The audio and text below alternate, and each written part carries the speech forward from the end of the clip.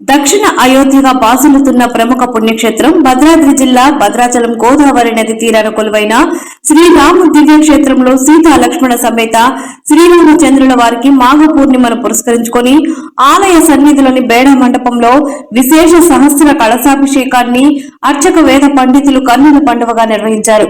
పవిత్ర జలాలు, క్షీరాలతో, పసుపు చందన జలాలతో, సాంప్రదాయ పద్ధతులతో స్వామివారికి అభిషేకం జరిగింది.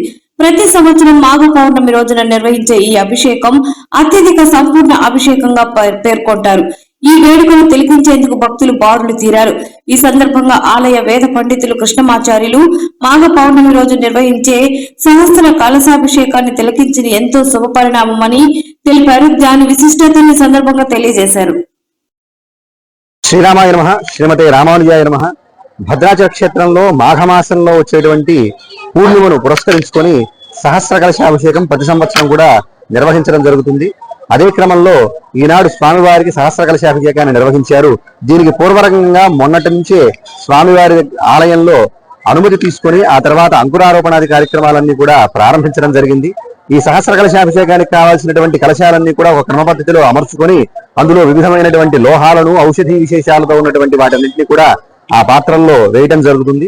ఈనాడు వరుసగా వాటన్నిటికీ కూడా ఉద్వాసన చెప్పి స్వామివారికి ఒక వరుస క్రమంలో మొత్తం మండలంగా ఏర్పరుస్తారు. ఆ ఏర్పరిచినటువంటి మండలంలోంచి ఒక్కొక్క కలశాన్ని తీసి స్వామివారికి అభిషేకం చేయడం జరుగుతుంది.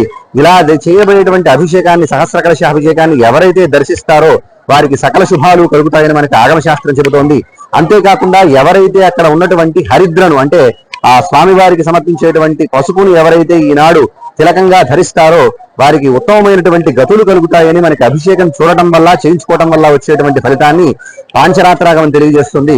అంతేకాకుండా మనకి అభిషేకాలలో మనకి చూసుకున్నట్లయితే నవకలశస్థాపన దగ్గర నుంచి అలా విచిత్రంగా మనకి సుమారుగా చాలా కలశాభిషేకాల వరకు మనకి చెప్పడం జరుగుతుంది. 108 కలశాభిషేకాలు, ఏకాశీతి కలశాభిషేకాలు, ఇలాగా కలశాభిషేకాలలో దాదాపు ఉత్తమమైనటువంటి కలశాభిషేకంగా మనకి సహస్ర కలశాభిషేకం నిర్వహించడం జరుగుతుంది. అటువంటి సహస్ర కలశాభిషేకాన్ని ఈనాడు స్వామివారికి నిర్వహించడం జరిగింది. దాన్ని ఎంతో మంది భక్తులు చూసి తరించడం జరిగింది. జై శ్రీరామ్.